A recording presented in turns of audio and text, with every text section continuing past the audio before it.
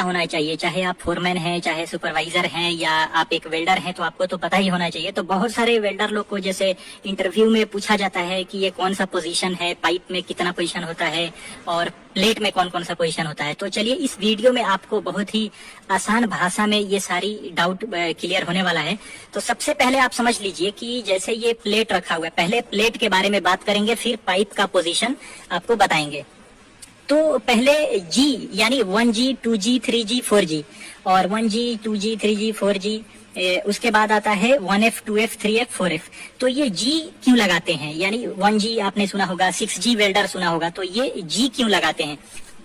तो जैसा कि आप यहाँ पे देख सकते हैं, ये भी बनाया गया है पाइप में, तो इसी को ग्रूव बोला जाता है। इसीलिए 1G 2G 3G जो हम लोग बोलते हैं, G क्यों बोलते हैं, ये जो ग्रूव बनाया गया है, भी बनाया गया है, इसी के लिए हम लोग डिनोट करते हैं V से, सॉरी G से। G मतलब ग्रूव, 1G 2G। और वैसे ही सेम ये जो प्लेट आपको दिख रहा है, इसमें भी नहीं मारा गया है, लेकिन यहाँ भी ग्राइंडिंग करके ऐसे भी बनाया जाता है, जैसे पाइप में ऐसे ग्रूव बनाया गया है, तो इसको भी बोला जाता है, जो भी बनाया जाता है। और प्लेट को, एक प्लेट को दूसरे के ऊपर ऐसे रखेंगे, रखा ऐसे भी रखेंगे तो भी ये फिलेट बोला जाएगा। या तो सबसे पहले आप समझ लीजिए कि जैसे ये प्लेट रखा हुआ है, तो इसको जो वेल्डिंग करते हैं, तो हम लोग यहाँ पे भी बनाते हैं, यानी यहाँ पे ग्राइंडिंग करके भी बनाते हैं और इधर भी वेल्डिंग में भी बनाते हैं, यानी ग्रूव बनाते हैं। तो ग्रूव को डोनेट किया जाता है G से, तो इसीलिए इसको G बोला जाता है। यानी 1G 2G अब अलग अलग इसको पोजीशन में रखेंगे तो वही उसका पोजीशन हो जाता है, लेकिन G इस डोनेट करते हैं कि इसमें ग्रूव होना चाहिए।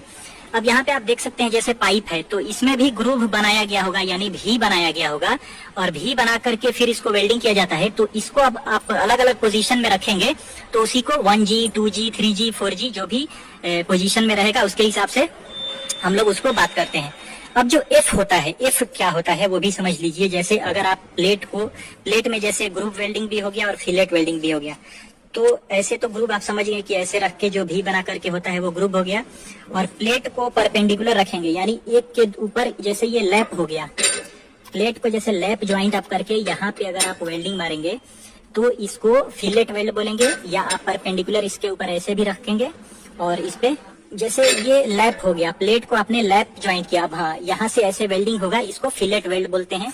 और अगर आप इसके ऊपर परपेंडिकुलर भी खड़ा करेंगे, प्लेट के ऊपर प्लेट, और ऐसे वेल्डिंग होते रहेगा, तो इसको बोलते हैं फिलेट वेल्ड। और जो ज्वाइंट हो जाता है उसको बोला जाता है फिलेट ज्वाइंट।